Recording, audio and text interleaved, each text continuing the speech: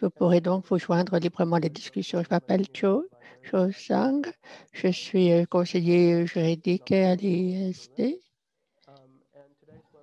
Et aujourd'hui, notre webinaire porte sur la prévention des différents et les organismes de gestion. Nous avons un grand plaisir d'avoir parmi nous un panel d'orateurs de haut niveau. Et je vois que dans les listes des participants, nous avons plusieurs intervenants. Passons à l'événement proprement dit. J'aimerais tout d'abord accueillir Dr. Suzini Kema, notre responsable du droit des investissements, qui est de la qui relève du droit et de la politique économique. Thank you very much, Joe. Suzy, la parole. Merci beaucoup, Joe. Good morning or good evening. Bonjour, bonsoir. Thank you for joining à vous us. tous et merci de vous être rejoints of International à nous. Institute for Sustainable Development webinar series. Merci pour nous avoir rejoints pour cette série de webinaires organisés par l'ISD, l'Institut international de développement durable. Puis, à cette fin, j'aimerais apporter une clarification. Nous savons rajouter une clause parce que nous savons que la prévention est un sujet très important. Et nous aimerions tout de suite vous préciser que tout ce que nous dirons aujourd'hui, que ce soit des intervenants du ISD ou que ce soit les orateurs qui interviennent, nous ne voulons pas non plus, tout cela restera confidentiel, cela restera entre nous. Voilà. Je m'en vais maintenant inviter Zoé Williams à présenter son document. Elle en est le co-auteur avec Jonathan. Et avant de passer la parole à Zoé, j'aimerais la présenter rapidement. Choi Zhang est associée à l'ISD. Elle est conseillère principale en matière de droit et politique économique. Elle est directrice de publication également chez nous. Et elle est spécialisée dans l'arbitrage. Elle a été également fellow à la London School Economics. Zoé est l'auteur de plusieurs articles de haut niveau. Elle travaille dans le domaine donc plus précis de la prévention et de l'arbitrage.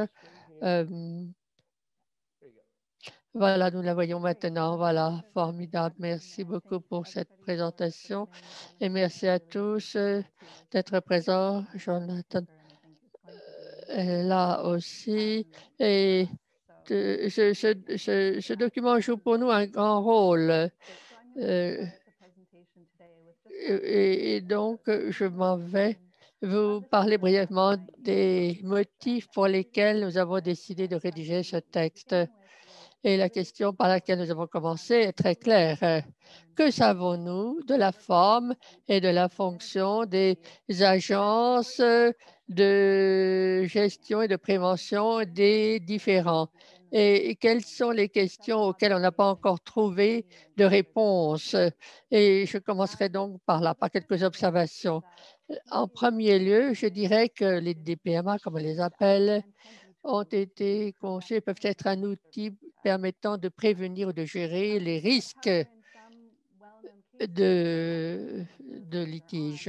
Néanmoins, dans quelques cas bien connus, elles se sont développées indépendamment de l'ISDS ou en tant qu'alternative aux ISDS. Nous avons également constaté que les DPMA sont essentiellement adoptés par les pays en développement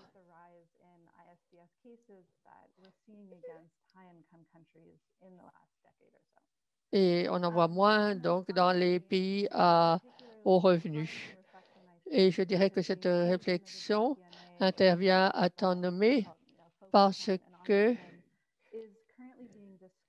l'on discute de plus en plus de PMA dans le cadre de GSA sur la facilitation des investissements pour le développement à l'OMC. Donc, c'est vraiment le moment ou jamais que d'en parler, je dirais, et de s'engager dans ce domaine. Regardons de plus près notre document. De quoi parlons-nous?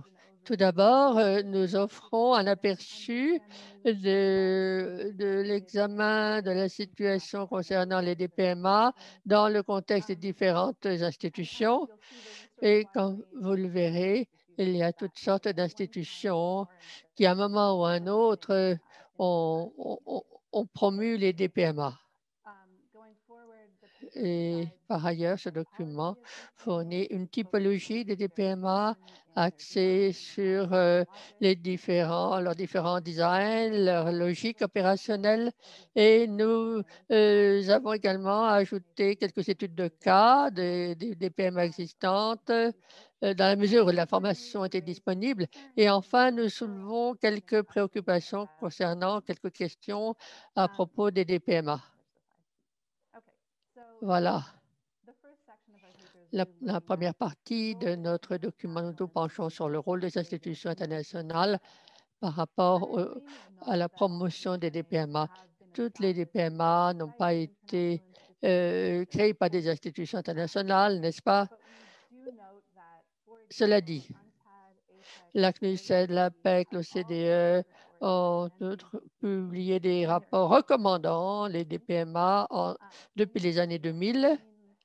Depuis 2019, la Banque mondiale est en train de promouvoir un mécanisme de réaction systémique concernant les investissements. Le CIRM a lancé plusieurs projets pilotes et la prise en compte d'un DPMA avec un ombudsman et un point focal est examinée également dans le cadre du processus du GSI, de l'initiative conjointe. Et malgré cette promotion, nous avons des questions à poser concernant la logique qui sous-tend cette promotion des DPMA. Et les DPMA peuvent créer, bien sûr, des résultats gagnant-gagnant pour les États et les investisseurs. Il ne faut pas être négatif, simplement quelques questions clés n'ont pas reçu suffisamment d'attention, surtout dans la manière dont les choses sont présentées. Et on y voit surtout quelque chose de positif, mais on ferait bien de se poser quelques questions à leur sujet. Tout d'abord, tout investissement crée bien sûr a des conséquences positives et contribue au développement de l'État hôte et devrait être sujet donc à des efforts dans ce domaine. Mais nous affirmons, nous, que certains projets créent néanmoins des conséquences négatives pour les États hôtes et les populations. En deuxième lieu, les traités d'investissement ne sont pas nécessaires pour attirer des investissements. Ils peuvent créer des risques et souvent ils sont conçus de telle manière, bien sûr, à limiter ces risques. Néanmoins, pour nous, et toutes sortes d'études universitaires l'ont montré, ces traités d'investissement ne sont pas nécessaires pour attirer des investissements. Donc, il ne faut pas les considérer comme un donné. Et enfin, je pense que le plus important pour moi, c'est que les litiges entre États et investisseurs, d'une manière générale, sont la conséquence d'une absence de coordination ou d'erreurs ou d'un manque de capacité technique de la part de l'État hôte. Pourquoi y a-t-il des cas d'arbitrage? Parce que des représentants officiels d'un État ont fait des erreurs.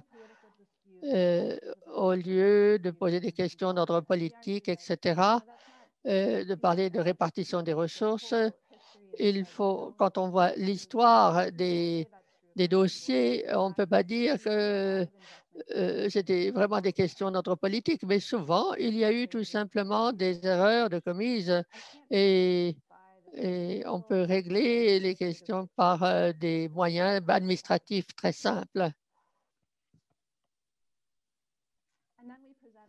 Et puis, nous avons présenté notre typologie. Et ce ne sont quelques exemples, bien sûr. Et ce serait intéressant de savoir s'il y en a d'autres que l'on pourrait rajouter. Je ne sais pas dans quelle mesure cela correspond à la réalité, mais enfin, nous avons ici quelques exemples. Il y a donc les agences de suivi qui se penchent sur les griefs qui ont été donc mis en avant après que certains problèmes aient été identifiés.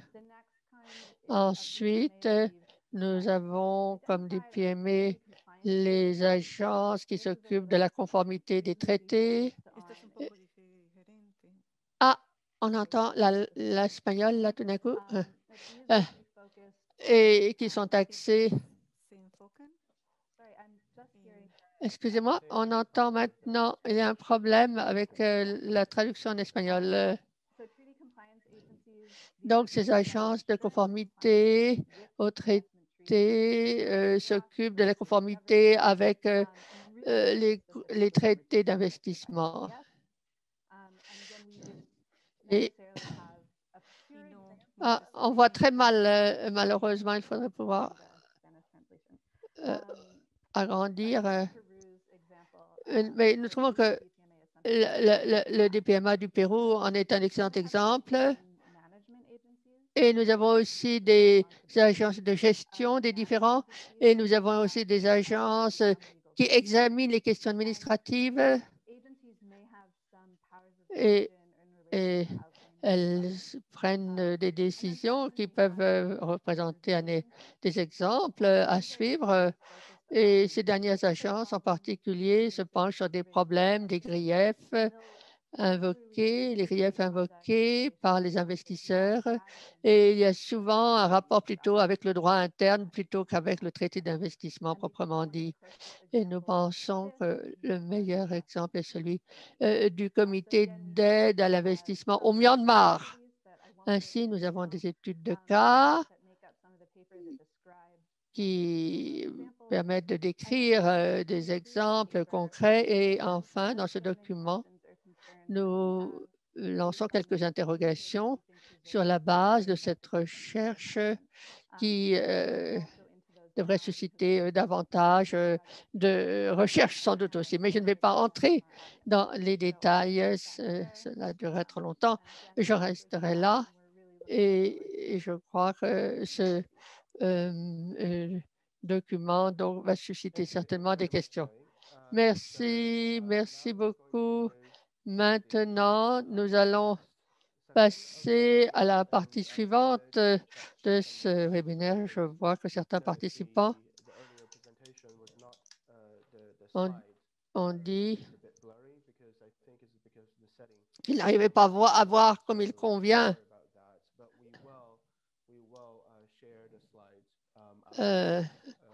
avoir le texte, mais ne vous en faites pas, nous allons vous diffuser les slides, les transparents, nous allons vous les envoyer.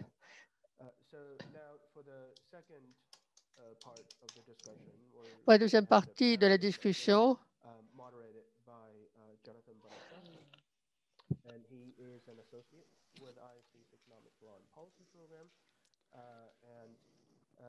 nous allons maintenant passer à la deuxième partie de notre programme. Notre modérateur est M.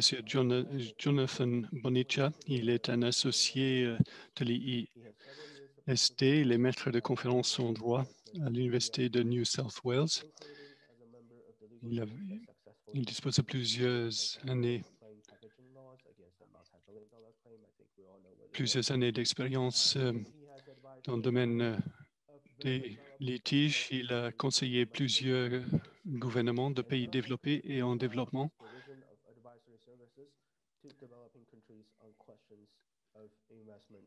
Et puis, il a contribué au conseil de l'ISD qui sont fournis aux pays en développement en matière d'investissement. Il est l'auteur de plusieurs articles académiques sur les traités d'investissement et le co-auteur d'une publication très importante publiée par Oxford University Press en 2017. Comme vous pouvez le voir, nous avons des invités très distingués du Brésil, du Pérou et du Vietnam. Je vais les présenter rapidement un par un. Tout d'abord, j'aimerais vous présenter Ricardo Oliveira. Il a été un fonctionnaire du Brésil depuis 2001. Il a servi dans le ministère du Développement et du Commerce extérieur pendant 12 ans. Il s'est spécialisé dans les négociations sur les investissements dans le domaine du commerce et des services. En 2012, il a contribué à la création de l'accord sur la facilitation des investissements, qui est très connu de plusieurs des participants que nous avons parmi nous aujourd'hui. Depuis 2013, il travaille pour le secrétariat exécutif du Conseil du commerce et des investissements étrangers au ministère de l'économie. Et puis, il a été responsable de la mise en œuvre du médiateur direct pour les investissements au Brésil. Il a également participé aux négociations dans le domaine des SIRM. J'aimerais également présenter Madame Vanessa Rivas-Plata Saldarriaga. Elle est la présidente de la commission spéciale des différends au Pérou.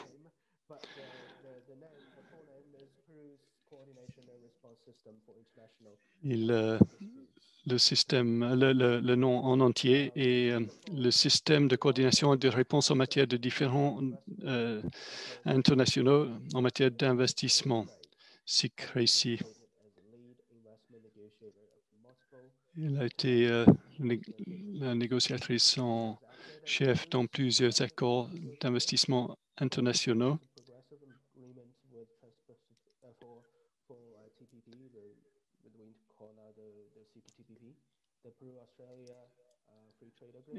Et elle a été une actrice principale dans l'élaboration de l'accord de libre-échange entre le Pérou, l'Australie et d'autres pays.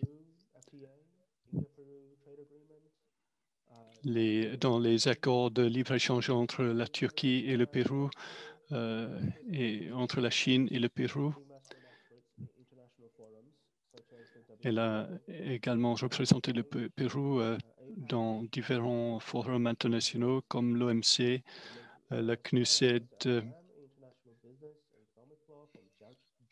et d'autres. Elle a un diplôme de l'Université de Georgetown et également de l'Université catholique du Pérou.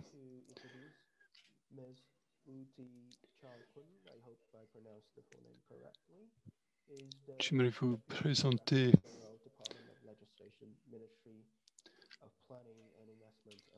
la personne qui est responsable de la planification de l'investissement au Vietnam.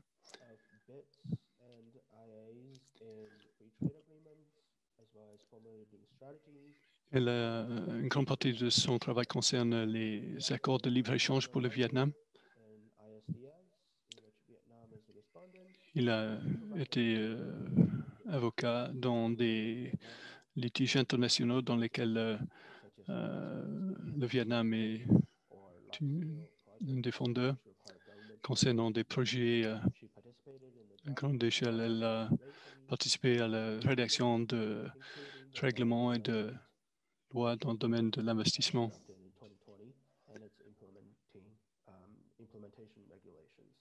Et dans les réglementations de mise en œuvre de ces dispositions. Ce modérateur sera modéré par Jonathan. Merci beaucoup, Joe. Je suis ravi d'être parmi vous aujourd'hui, même s'il est assez tard ici à Sydney. Donc, pardonnez-moi si je suis un peu moins cohérent que je l'aurais souhaité. Il est formidable d'avoir réuni autant d'expérience pour ce webinaire. Ricardo, by asking you, and then I'll ask the same question to the other speakers. Je vais commencer par poser la question suivante à Ricardo. Après, je vais poser la même question aux autres orateurs. Pourquoi votre institution a-t-elle été créée? Puis je crois que beaucoup de participants aujourd'hui seront conscients du programme du Brésil dans le domaine de l'investissement. Est-ce que l'idée d'établir un office de médiateur a été lancé avant la création du programme ou pendant la création ou après? Bonjour, Jonathan.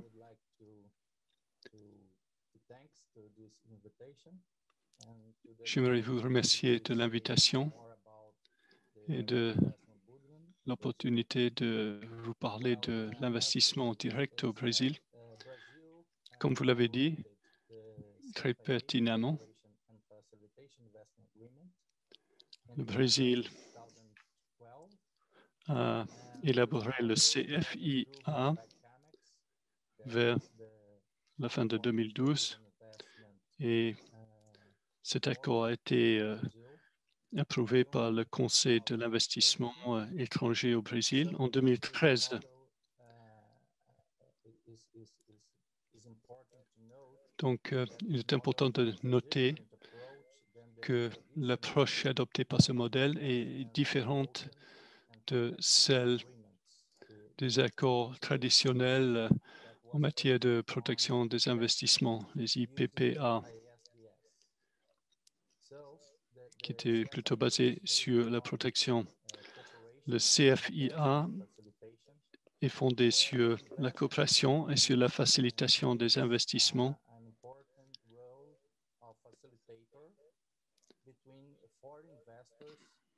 Et le médiateur joue un rôle important en tant que médiateur entre les investisseurs étrangers et les autorités nationales, selon les dispositions de l'accord.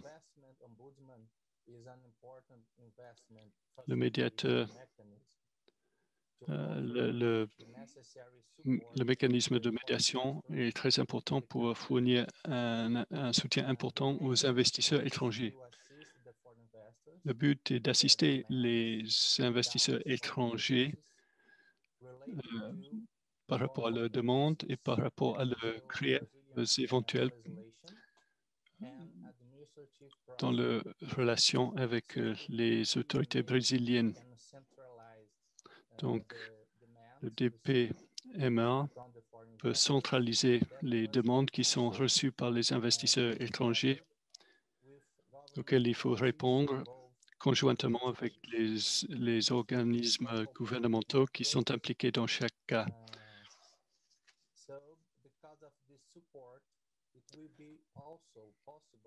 Grâce à ce soutien, il sera également possible de prévenir des différends et des litiges, de résoudre certains problèmes et d'améliorer le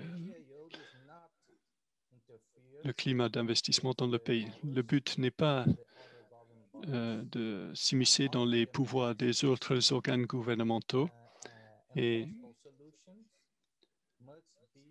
toutes les demandes qui sont reçues et toutes les solutions éventuelles doivent respecter la conformité avec les lois et règlements nationaux et internationaux, les accords internationaux. Le but est non seulement d'attirer des investissements étrangers, mais de les retenir, de les maintenir dans le pays. Merci beaucoup, Ricardo, pour cette vue d'ensemble très pertinente, très intéressante. J'aimerais poser la même question à Vanessa Rivas au sujet du Pérou.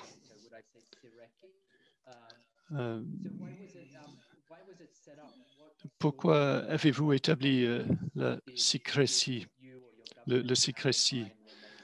Quels étaient les problèmes que votre gouvernement avait à l'esprit en établissant cette institution? Merci beaucoup, Jonathan. La réponse, c'est la confidentialité.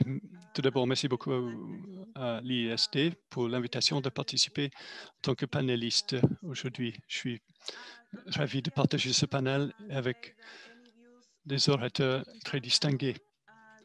Tout d'abord, j'aimerais vous dire que mes opinions sont mes opinions personnelles et ne devraient pas être attribuées à la République du Pérou.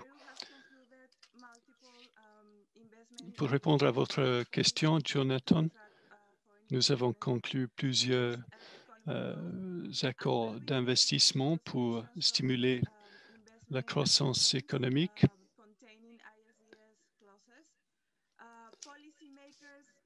Et ces accords contiennent souvent des dispositions de l'ISDS, c'est-à-dire des règlements des différends entre un État et un investisseur. Le but est de réduire le nombre de cas de différends entre des investisseurs et des États et de prévenir l'escalation des conflits. Donc, le but est de prévenir des revendications juridiques dans le domaine de l'ISDS. Et nous avons essayé de résoudre le problème à deux niveaux différents. D'abord, l'amélioration de la clarté de rédaction des traités pour prévenir des conséquences non voulues dans le domaine de l'ISDS. Nous avons fourni des conseils à des tribunaux arbitraux pour les aider à interpréter les dispositions des accords d'investissement internationaux. Un autre aspect concerne le cadre institutionnel. En 2006, une gamme de questions ont été posées par les décideurs, et 2006 a été une année particulière pour le Pérou, dans la mesure où le Pérou a entamé son premier cycle de négociation d'accords de libre-échange avec les États-Unis qui ont nécessité des réformes sur des cadres juridiques dans le domaine de la propriété intellectuelle et de l'environnement et des investissements. Déjà à l'époque, les décideurs politiques ont posé des questions pour savoir s'il était nécessaire d'établir des règles visant à empêcher des différends en matière d'investissement. Donc, il fallait savoir quelles sont les étapes à suivre lorsqu'un investisseur notifie le Pérou qu'il va lancer un différend. Une autre question qui a été posée par les décideurs politiques à l'époque est la suivante. Y a-t-il un avantage à créer un organisme central qui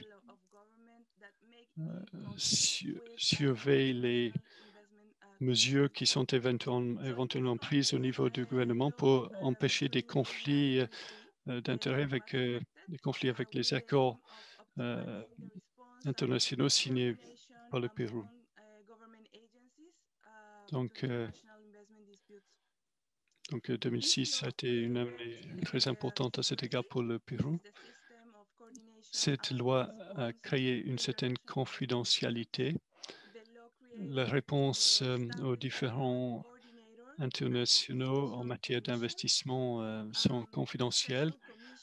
Une commission spéciale a été créée chargée de traiter les différends en matière d'investissement dès le début, dès l'étape des consultations jusqu'à l'étape à laquelle il y a eu escalation des différends vers des procédures arbitrales.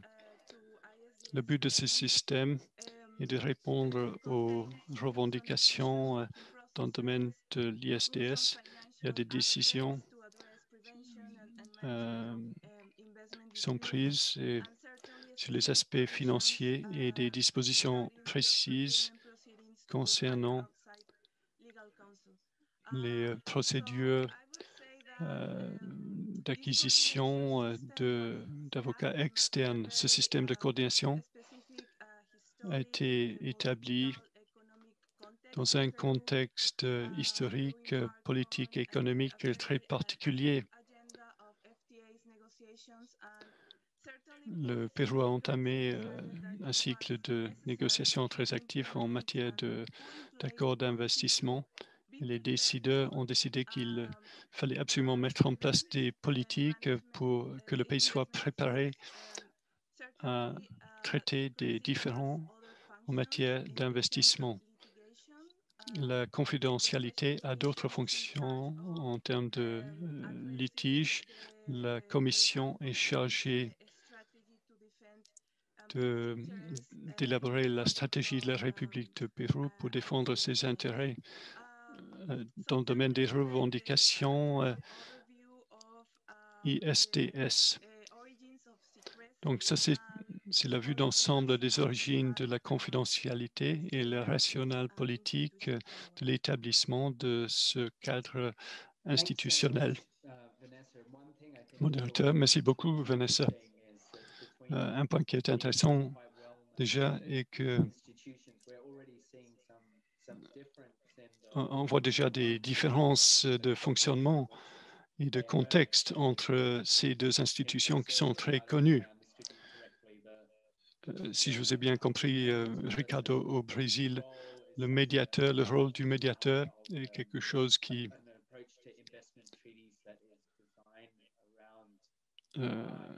a émergé autour de la facilitation des investissements. C'est ça l'idée qui est à l'esprit du gouvernement, plutôt qu'autre chose, tandis qu'au Pérou, la situation est différente. Vous avez dit qu'il faut des stratégies d'investissement et puis la confidentialité fait partie de la gestion des questions liées à la conformité et liées au processus de risque lorsque des différends surgissent.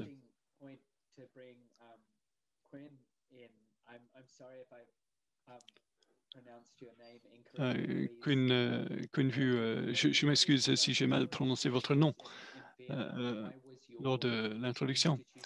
Quelle a été votre expérience au Vietnam? Pourquoi votre institution a-t-elle été créée et quels étaient les problèmes qu'elle était censée traiter? Vous avez très bien prononcé mon nom. Pas de problème, Jonathan.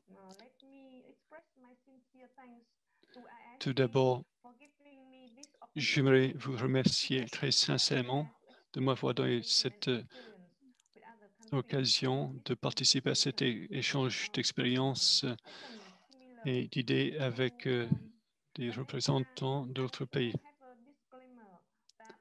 Mais j'aimerais également présenter un disclaimer pour dire que les avis et les opinions exprimées par moi-même lors de ce webinaire sont mes avis et opinions et non pas ceux et celles du gouvernement du Vietnam ni du ministère d'investissement du Vietnam. En ce qui concerne la gestion des litiges et des différends, nous n'avons pas d'agence séparée qui soit focalisée uniquement sur la prévention de litiges et sur la gestion de litiges et de différends. En fait, nous disposons de deux organismes distincts qui sont chargés de la prévention de différends et de la résolution des différends. La prévention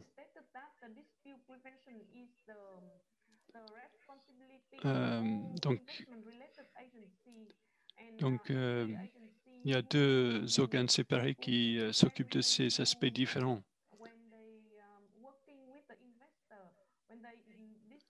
Lorsqu'un organisme travaille avec les investisseurs et constate un grief, ils doivent évaluer le risque et s'ils sont d'avis que le risque est élevé, ils doivent établi un rapport qui est envoyé aux services concernés du ministère d'investissement qui va évaluer le grief et va évaluer le niveau de risque. Par rapport à ces griefs,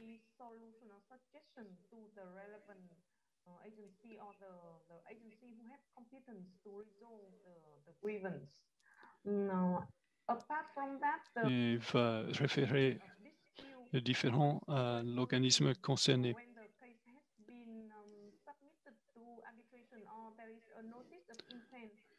Lorsqu'il y a déjà arbitrage ou une annonce d'intention de soumettre un différend à l'arbitrage, l'agence principale et le concerné ici est le ministère de Justice. Dans notre loi datant de 2020, nous avons énoncé la nécessité de prévention de litiges car ceci est basé sur des années d'expérience. Nous avons constaté que souvent, lorsqu'il y a des greffes qui surgissent, si on les traite d'amont, on peut éviter des coûts juridiques, des dépenses juridiques très importants. Donc, nous sommes d'avis que si on peut résoudre ces différents, ces litiges à l'avance, en amont, ceci peut faire économiser énormément d'argent à la société en général.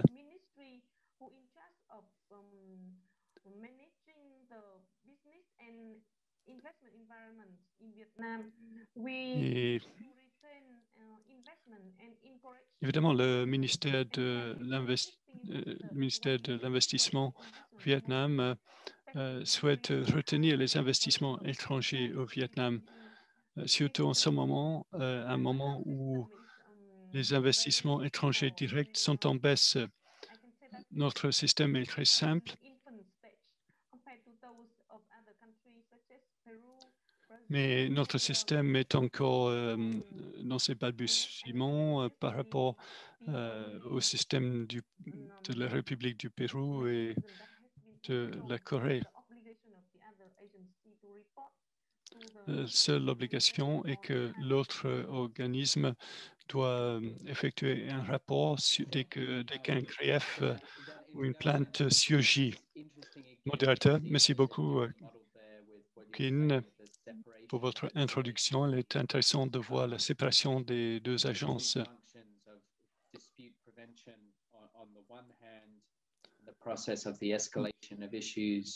Donc, d'un côté, vous avez la prévention des différends et puis la gestion des différends.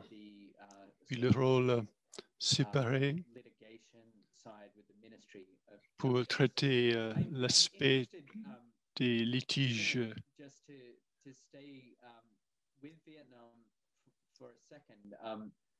That we mentioned in the presentation, Zoe mentioned the system. Mentionné dans sa présentation la réponse, le mécanisme de réponse systémique en matière d'investissement qui ont été conçus par la Banque mondiale, et nous avons entendu que le Vietnam est l'un des pays où on a conduit des tests pilotes de ce mécanisme. Est-ce que c'est quelque chose que vous connaissez déjà? Est-ce que cela fait partie de votre système que vous venez de nous décrire? Merci, vous m'entendez?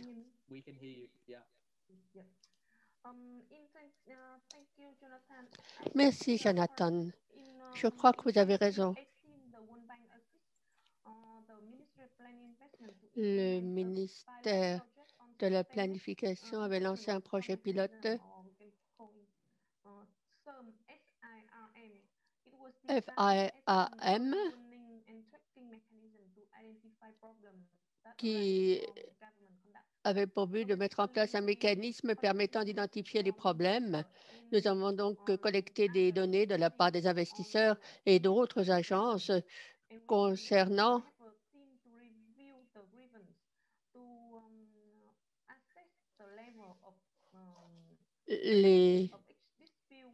le niveau de risque des investissements avant de passer à la phase d'arbitrage. Nous avons établi des catégories. Nous avons proposé des solutions.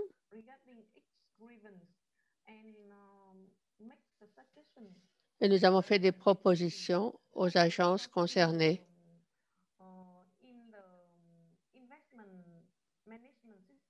Parce que dans le système de gestion des conflits au Vietnam, quand il y a des problèmes, des différends,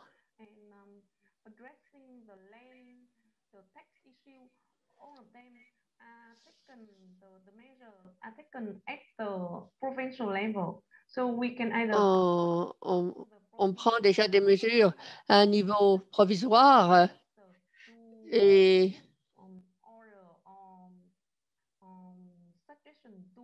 on envoie des propositions ensuite aux responsables. L'idée, c'est plutôt de donner des conseils, des suggestions, plutôt que de s'adresser à des agences qui ont le pouvoir de donner pratiquement des ordres.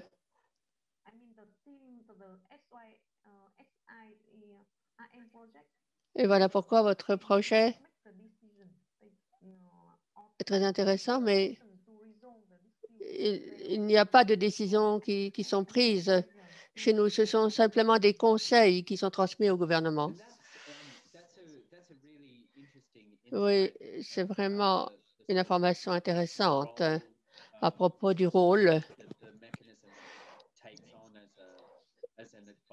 que joue ce mécanisme qui fait office de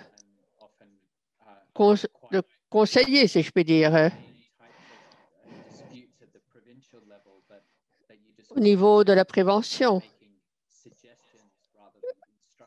Cela vous incite à faire des suggestions au lieu de donner des instructions. Je voulais poser la même question en fait à Ricardo en premier et puis aussi à Vanessa. La question est la suivante. Comment Ricardo, vous avez dit que l'Ombudsman répondait aux questions posées, diffusait des informations concernant également les griefs, les plaintes déposées. Dans quelle mesure est-ce qu'on résout tous les problèmes posés à travers ces plaintes grâce à ce mécanisme? De quels outils se sert le bureau de l'Ombudsman pour résoudre les griefs dans la pratique, pour mettre fin à ces griefs? Comme je l'ai dit, l'Ombudsman n'intervient pas dans les compétences des agences concernées. Mais j'aimerais vous dire que nous avons donc de nombreuses réunions auxquelles les organismes sont associés et ils peuvent faire des propositions si nécessaire dans le cadre juridique, dans le cadre de la loi. Des solutions sont proposées qui peuvent être envisagées et dans un dossier en particulier. Et jusqu'à présent, nous nous penchons surtout sur les procédures administratives. Là, évidemment, il est plus facile de résoudre les problèmes. Nous ne recevons pas de demandes qui relèvent des procédures juridiques. Il s'agit uniquement de procédures administratives. C'est intéressant ce que vous dites. Et cela ressemble en un sens à ce qui se passe au Vietnam.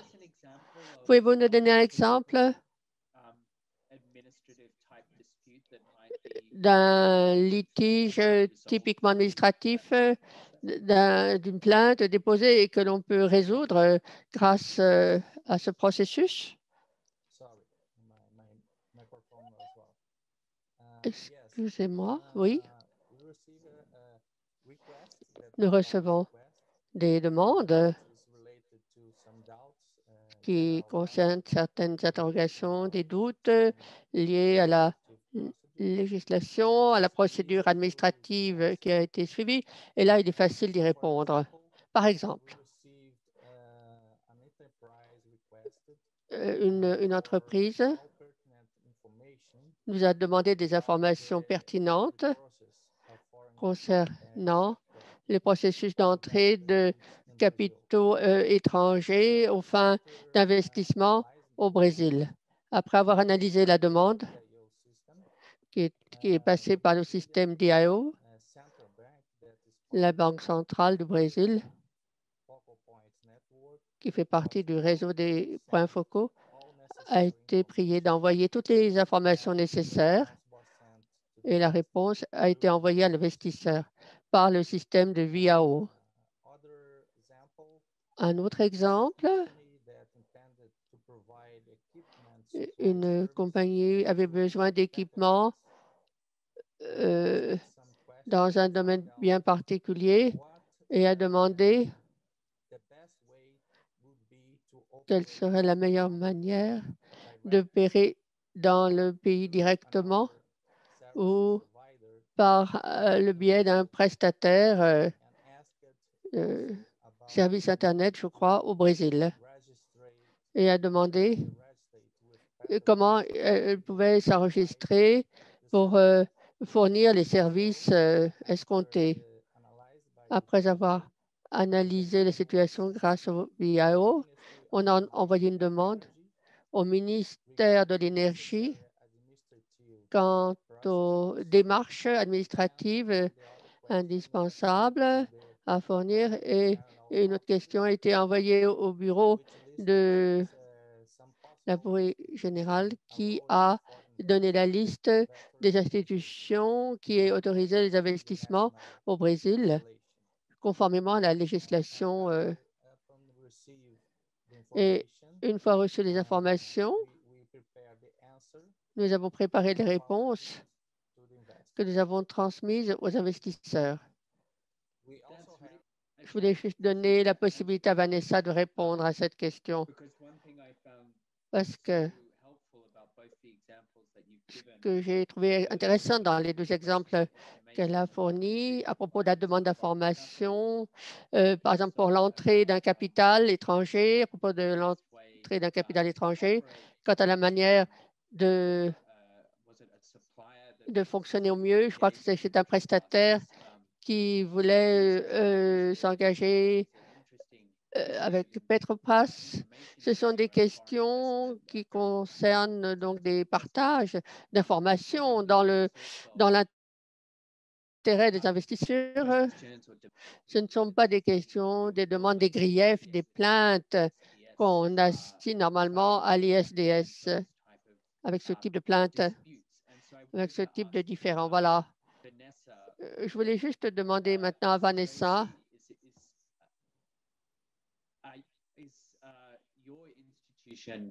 est-ce que votre institution résout les différends de la même manière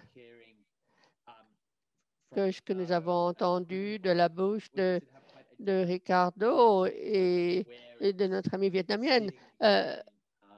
Est-ce que l'on résout ainsi les litiges à un autre niveau? Oui, merci beaucoup. Merci pour cette question, Jonathan. Certes, notre organisme est conçu différemment. Secrecy a été créé pour répondre et réagir aux litiges internationaux en matière d'investissement. Comme je disais tout à l'heure, il y a donc une commission spéciale qui s'occupe de la prévention, de la gestion des différends, qui a toutes sortes de fonctions qui vont d'une intervention au premier degré lorsqu'un investisseur demande une rencontre aux fins d'investissement jusqu'à une procédure officielle lorsqu'il y a une demande d'arbitrage qui a été attribuée. Le bureau doit donner son accord pour suivre une certaine stratégie, doit s'engager à organiser sa défense d'une certaine manière et bref, tout ce qui a un rapport avec la gestion des litiges. Une commission spéciale s'est donc vu confier un mandat juridique pour appliquer certaines solutions dans le contexte de la négociation. La loi prévoit spécifiquement la possibilité d'organiser une transaction, une conciliation ou toute forme de règlement à l'amiable dans le contexte donc de telle plainte. Si la commission spéciale estime que telle ou telle qu'une transaction, qu'un accord à l'amiable sont viables techniquement, la commission spéciale recommande de telles formules au Conseil des ministres. Il y a donc deux niveaux. Le premier niveau est pris en compte par la commission spéciale. La commission spéciale fait une évaluation pour voir si un règlement à l'amiable est légalement et techniquement faisable. Et ensuite, il y a un deuxième niveau. Et là, le Conseil des ministres statue sur cette solution pour voir si elle est acceptable par rapport aux plaintes déposées au ministère public du Pérou.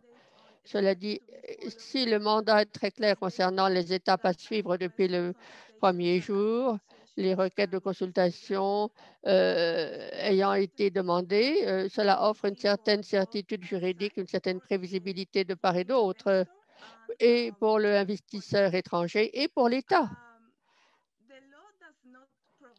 La loi ne prévoit pas de forme particulière pour résoudre les différends. La commission spéciale a un pouvoir discrétionnaire pour voir si un règlement à l'amiable doit être recommandé au Conseil des ministres à la lumière des plaintes soumises par l'investisseur étranger. Et là, j'aimerais souligner que par rapport aux arbitrages d'ordre commercial, dans le contexte d'arbitrage concernant donc ces différends, des mesures peuvent être prises, bien sûr, dans le cadre d'un pouvoir souverain. Et ces mesures, la plupart du temps, ont pour but de protéger et de rendre légitimes des objectifs d'ordre public, la protection de l'environnement, la protection de la santé, la sécurité, le bien-être des citoyens. Je crois que le document de l'ADS touche à ces questions. Quant à savoir si l'objectif de ces DPMA doit être de résoudre les litiges, quoi qu'il en coûte, ou bien la question de savoir si d'autres éléments doivent jouer un rôle important, se règle, en tout cas, je crois que tout le monde est gagnant, et l'État et l'investisseur étranger. Et l'analyse des mesures qui sont en jeu ont pour but d'apporter une certaine clarté pour qu'ainsi les cas disent s'il est d'accord avec un accord amiable ou à un autre type de procédure.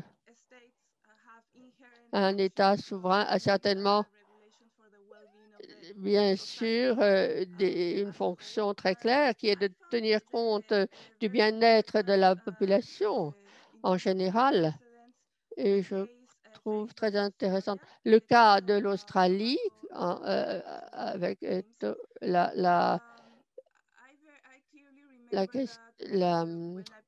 le dossier de Tobago. Je me souviens, lorsque j'ai participé aux réunions du CTTPT, l'Australie a insisté sur le fait que, à propos de ces procédures d'arbitrage, il y a toujours une ligne politique derrière cet emballage du tabac, pardon, pas Tobago, mais l'emballage du tabac, afin de protéger la santé des citoyens australiens. Donc, même si ces multinationales ont vraiment fait pression en s'attaquant à l'Australie, la question qui était en jeu était de savoir si la mesure qui était prise devait être défendue par le gouvernement australien à la lumière de l'objectif qui sous-tendait ces mesures. Je voulais aussi insister sur ce point. Je trouve qu'il est très important, après avoir lu le document publié par l'ISD, car lorsqu'un DPMA tient compte de ces griefs, de ces plaintes déposées par les investisseurs étrangers, il y a toutes sortes d'éléments qu'il convient d'évaluer. Et l'un des éléments clés, c'est certainement la mesure qui est en jeu. C'est une mesure qui traite d'objectifs légitimes qui relèvent de l'ordre public. Il est évident que les organisations gouvernementales se concentrent là-dessus.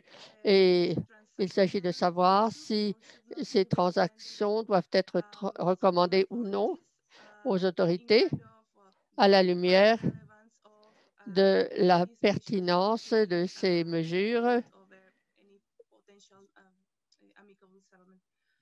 par rapport à un règlement amiable.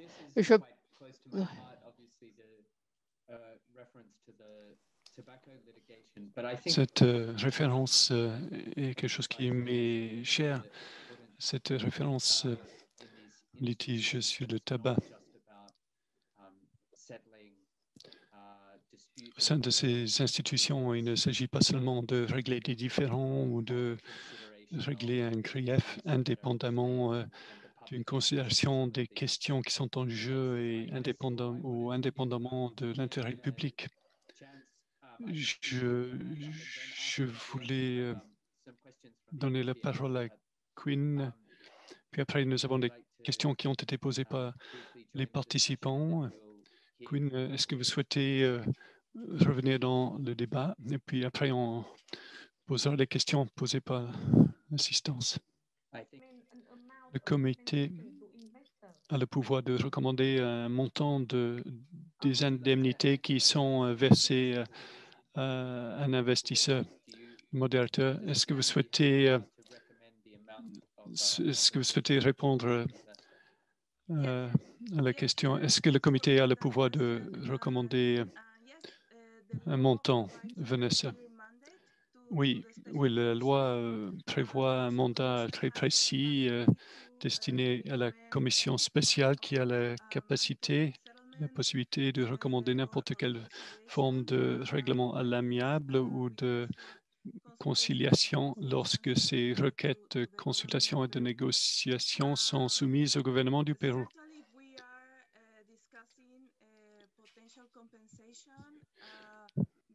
Lorsque nous discutons d'éventuelles indemnités ou dédommagements, il faut tenir compte de certains éléments, par exemple avoir recours à des experts dans le domaine des dommages et intérêts.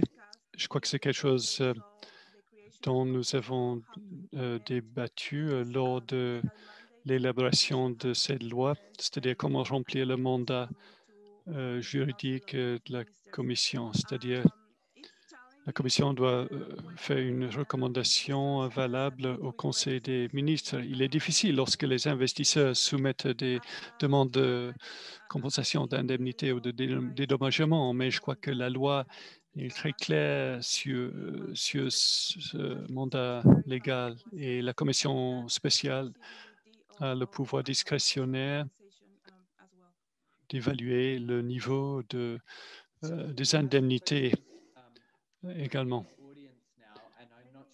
Le modérateur, certaines questions ont été posées par les participants. Do you have an order of questions? Joe, est-ce que vous avez déjà classé ces questions dans un ordre particulier? Oui, nous avons 3 questions. 2 qui ont été posées par Dafina Atanasova. Enfin, deux questions posées par Dafina Atanasova. L'une est adressée à Ricardo Oliveira. Tout d'abord, je remercie Ricardo d'avoir présenté les types de questions. La question concerne la fonction de la ombudsperson par rapport à la fonction de l'agence de promotion des investissements. Cette question est destinée à Ricardo. La deuxième question est adressée à tout le monde. Selon votre expérience, quelle est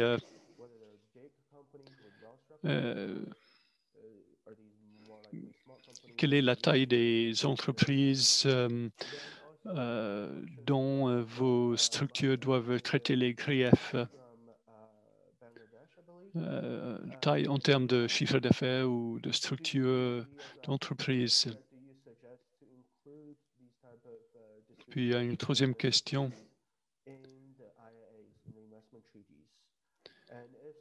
Est-ce que vous comptez inclure ces organismes de résolution de différends dans les accords d'investissement internationaux et qu'est-ce qui se passerait si les investisseurs ne sont pas d'accord avec le choix des organismes de règlement des différends? Réponse de la part de Ricardo. J'aimerais répondre maintenant sur la question de la différence entre le DIO et l'Agence de promotion des investissements. Je crois qu'il y a une différence de compétences. Le DIO essaie de résoudre le problème par rapport à un organe spécifique du gouvernement.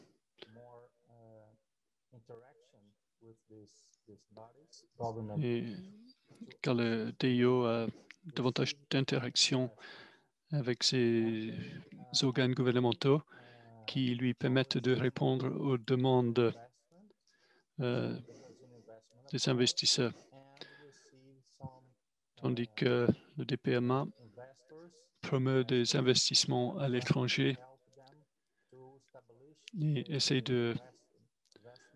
d'inciter les investisseurs étrangers de faire des investissements au Brésil en répondant à leurs questions quant à savoir quel est le meilleur endroit pour faire des investissements et quelles sont les possibilités de facilitation d'investissement ou quelles sont les incitations qui sont à leur disposition selon le secteur.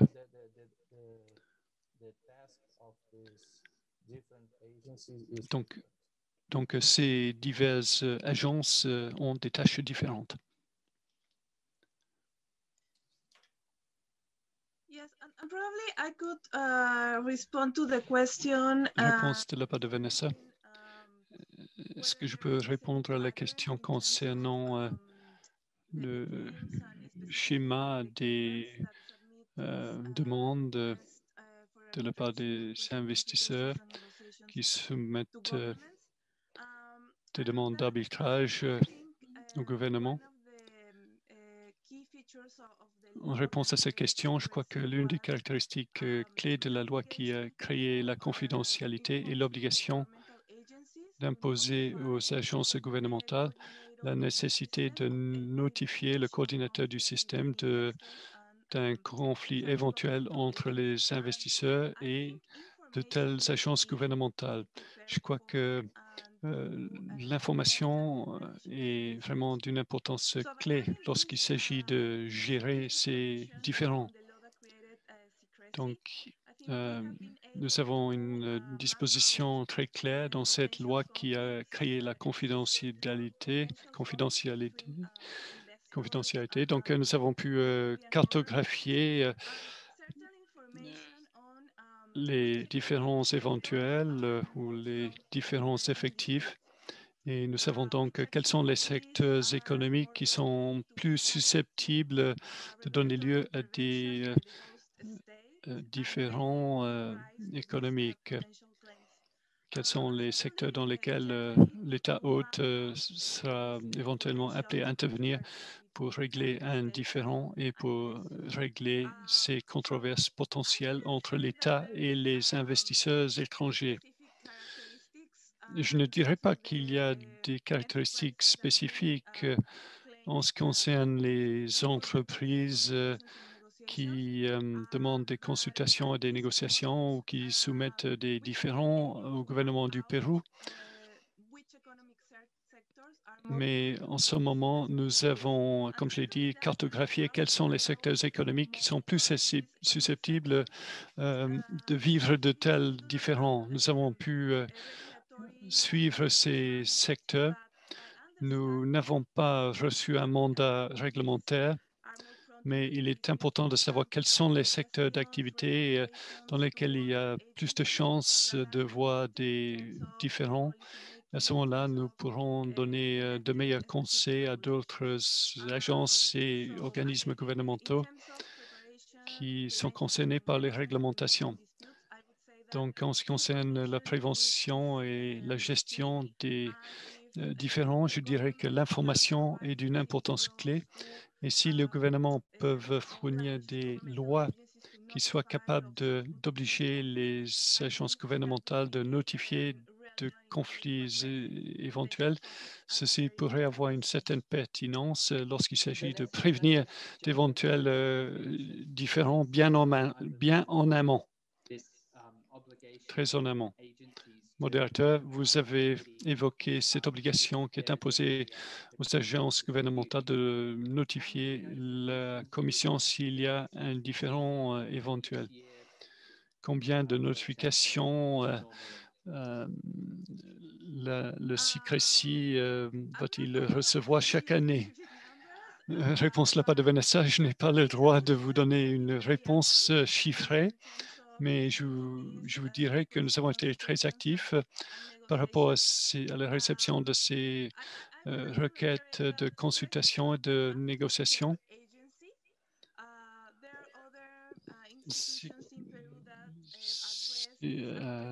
Le secrecy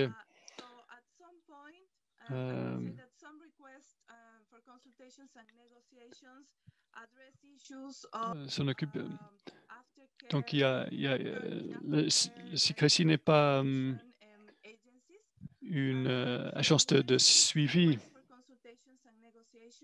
mais quand nous recevons ces demandes de consultation et d'information, nous devons faire une évaluation pour savoir quelle est la base de ces demandes de consultation et de négociation, quelles sont les mesures qui sont en jeu. Et puis, selon le mandat, nous avons la capacité et la possibilité de demander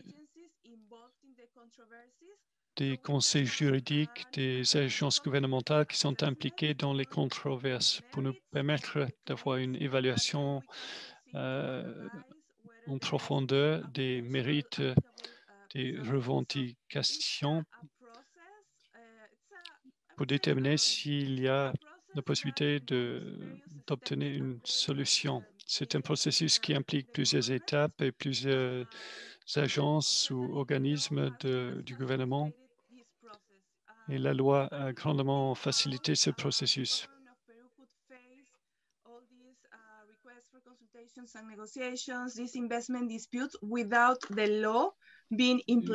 Le gouvernement n'aurait jamais pu traiter toutes ces demandes sans avoir la loi en place. La loi a facilité les relations entre les agences, surtout en permettant aux agences gouvernementales de demander des informations à un moment très précoce dans le processus. Donc, nous avons été très actifs dans ce processus. Quinn, I'd like to bring you in on Modérateur Quinn, the question Joe asked about j'aimerais the types vous of poser investments and the size, what sort of la question qui a été posée concernant la taille des entreprises, le chiffre d'affaires et dans quel secteur.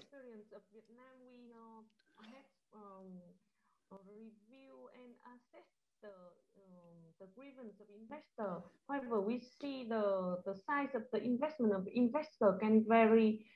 Nous avons constaté au Vietnam que la taille des entreprises peut varier beaucoup et parfois les risques encourus sont très importants. Si l'investisseur a un problème de solvabilité ou de manque de solvabilité, s'il y a un lien entre le manque de solvabilité et la procédure d'investissement, ceci est très compliqué.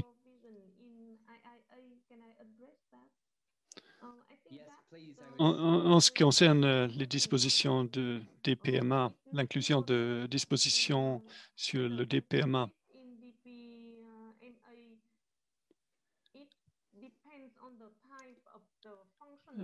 alors, cela dépend du type des fonctions du DPMA.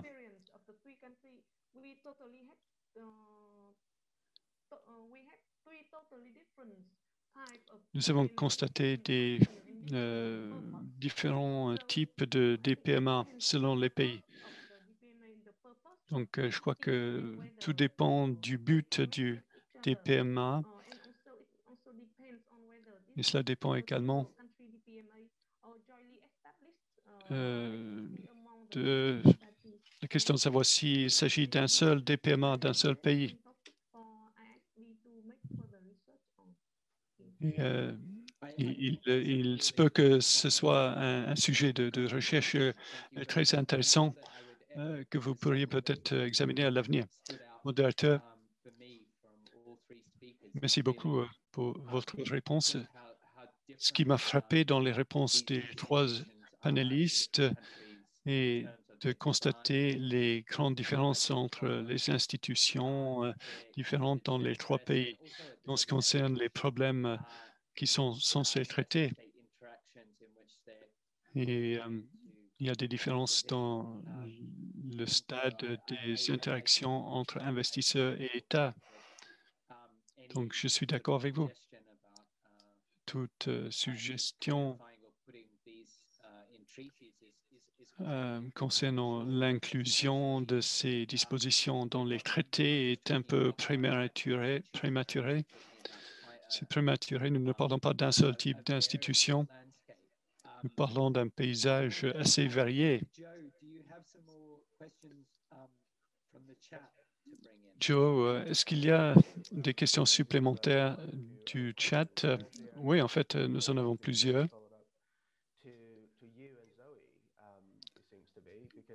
Il y a des questions posées à vous-même et à Zoé. On a parlé de la nécessité de faire des recherches supplémentaires dans ce domaine.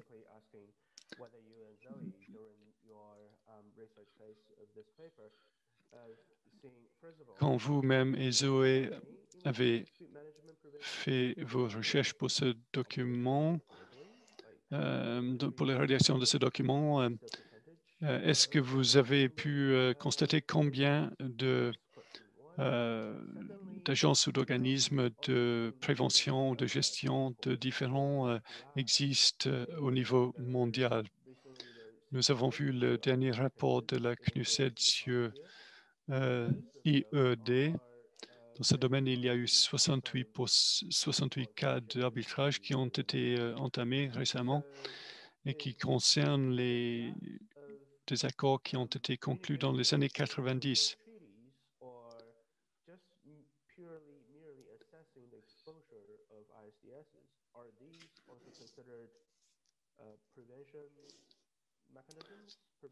Et est-ce est-ce que vous avez vraiment besoin d'avoir des institutions qui s'occupent des différends, ou est-ce qu'il ne faudrait pas renégocier les traités? Zoé, je peux essayer de répondre à cette première question. En plus des études de cas que nous avons dans le document, nous avons 5 autres cas sur lesquels nous n'avions pas pu trouver suffisamment d'informations. Ce n'est pas beaucoup, ce n'est pas un grand nombre d'exemples pratiques. Nous savons que la Banque mondiale dit qu'elle effectue plusieurs projets pilotes, en plus de ce que nous avons décrit dans le document, mais il s'agit d'un nombre restreint. Peut-être que Jonathan est mieux placé que moi pour y répondre à ces questions. Ce qui a été difficile pour nous en faisant nos recherches est la chose suivante. Peut-être qu'il y a par-ci par-là une mention d'un DPMA. Par exemple, dans un rapport d'une institution internationale, il y a peut-être une mention de ce type. Mais lorsque vous allez sur le site web du gouvernement en question, il est très difficile de trouver des preuves de l'existence de cela en pratique. Il est très difficile de trouver des informations sur des sites web concernant ce qui se passe en pratique. Il y a très peu de renseignements. Donc, il est difficile de savoir combien de choses se passent dans ce domaine sur le terrain. Pour rebondir sur ce que Zoé vient de nous dire, et pour rajouter un autre point, il est déjà difficile de réfléchir sur les frontières que vous devriez tracer en allant chercher ces institutions. Aujourd'hui, nous avons entendu que ces institutions sont très diverses. Il y a des agences de promotion des investissements qui ont des agences gouvernementales qui ont des fonctions plus juridiques en ce qui concerne la défense de revendications en matière d'investissement.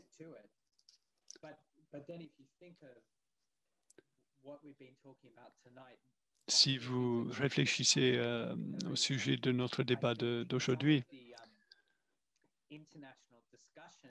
l'un des résultats de notre débat est que le débat international de ces agences et organismes est en avance sur notre compréhension de la pratique, car en pratique, ces institutions sont peu nombreuses.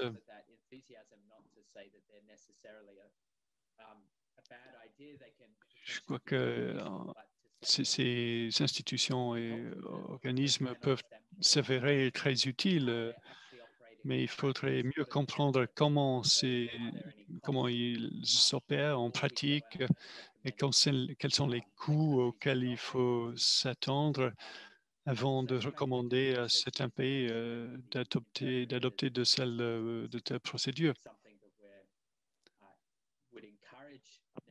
Le fait que nous conduisions des recherches dans ce domaine ne signifie pas que nous serions enclins de recommander ces procédures à des pays.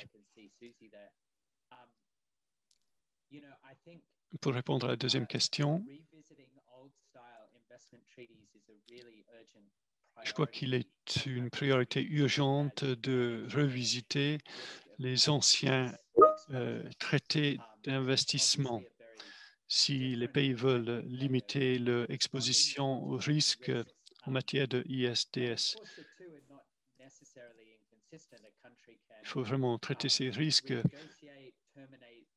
Un pays peut renégocier et mettre fin à des traités existants pour répondre aux préoccupations autour de l'ISDS et en même temps mettre en place un DPMA pour gérer certains types de différents matières d'investissement. Donc, il n'y a pas forcément une incohérence ici. L'une des choses qui nous ont intéressés en conduisant cette recherche, la chose suivante, c'est que la promotion de ces agences a fait valoir qu'elles peuvent servir d'alternative aux dispositions du traité conventionnel. Mais nous sommes un peu méfiants de cette approche, car à notre avis, ce n'est pas forcément le cas du tout. En fait, je souhaitais faire intervenir Suzy, Joe et même Zoé également, et vous-même, Jonathan. L'une des questions qui ont surgi concerne l'une des diapositives concernant la prévention des différends. C'est une question qui est débattue dans plusieurs domaines. Vous avez mentionné, quelqu'un a mentionné le processus de facilitation des investissements au sein de l'OMC et également la CNUSED.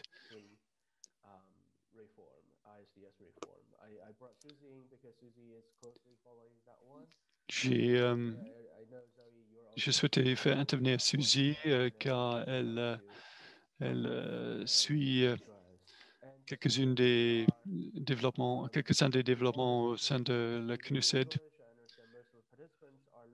Tous les orateurs se sont exprimés en anglais.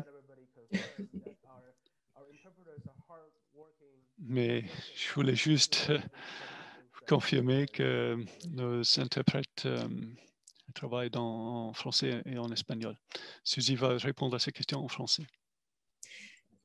Merci beaucoup, Joe, pour l'opportunité de répondre à cette question et de le faire en français. Je pense aussi que beaucoup de participants aujourd'hui, y compris parmi nos intervenants, suivent de près justement ces négociations du groupe de travail 3 à la CNUSED. Mais oui, c'est une question en effet qui est aussi discutée dans le cadre de ces discussions. Comme vous le savez peut-être, ces discussions sont focalisées sur l'aspect contentieux du règlement des différends entre les investisseurs et les pays d'accueil. Mais plusieurs États, dès le départ, ont soulevé le fait qu'il faudrait également tenir compte de la possibilité de réduire justement l'escalade des différends jusqu'au stade du contentieux et donc aussi réfléchir à des réformes qui permettraient d'éviter d'abord ces litiges de survenir et si ils surviennent néanmoins, d'éviter qu'on en arrive à passer à l'arbitrage investisseur-État. Donc, ce sont des discussions qui ont lieu en cours. Il y a pas mal de problèmes qui sont posés sur la table par rapport à cette approche qui, bien qu'elle soit bien sûr pertinente et importante pour beaucoup d'États, soulève aussi le genre de questions que je pense Vanessa et Quinn ont soulevé précédemment. Certains litiges ou certaines questions sont difficiles à régler autrement que par le contentieux parce que l'État ne peut pas toujours négocier ou faire une conciliation quand la mesure en question relève d'une question d'intérêt public tellement importante qu'il n'est pas possible de renoncer et de transiger sur cette question-là. Mais je pense que les autres pourront compléter. Oui, c'est une question qui est débattue actuellement au niveau du groupe de travail 3 de la CNUSI. Dans quelle mesure cela pourrait être pris en compte complètement et des réformes concrètes proposées, ça reste à discuter parce que le mandat est plus sur les aspects contentieux et l'arbitrage. Mais c'est clairement une question importante et beaucoup de pays insistent pour que ces aspects soient aussi débattus et que des réformes soient proposées sur ce point. Et je pense que c'est quand même un élément très important à garder sur la table des négociations. Merci.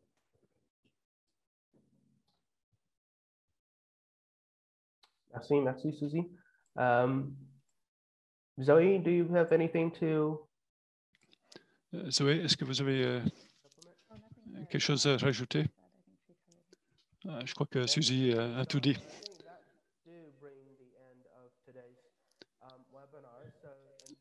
Je crois que cela nous amène à la fin du webinaire d'aujourd'hui.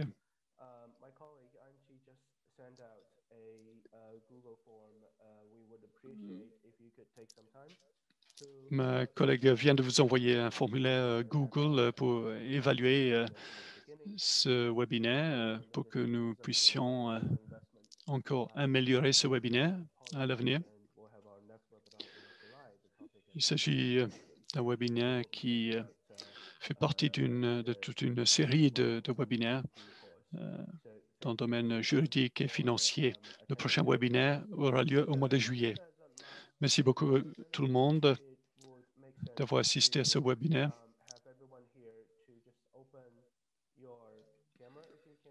Je ne sais pas si tout le monde, si on pourrait faire une photo de groupe. C'est normalement ce que l'on fait à la fin d'un webinaire.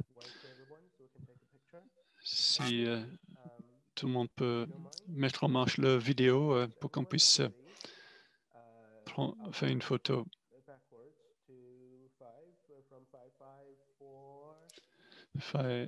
5, 4, 3, 2, 1.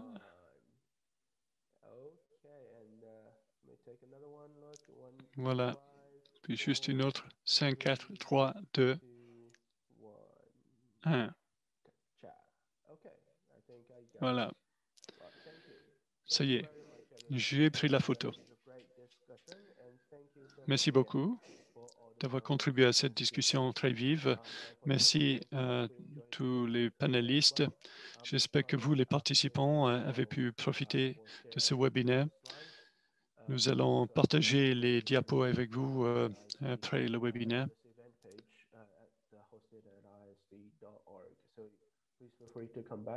Et il y a davantage de renseignements sur notre site web. Si vous avez d'autres questions, n'hésitez pas à nous les envoyer pour qu'on puisse les faire parvenir aux orateurs et à nos collègues. Bon week-end, bonne journée, bon week-end, où que vous soyez. Au revoir, merci.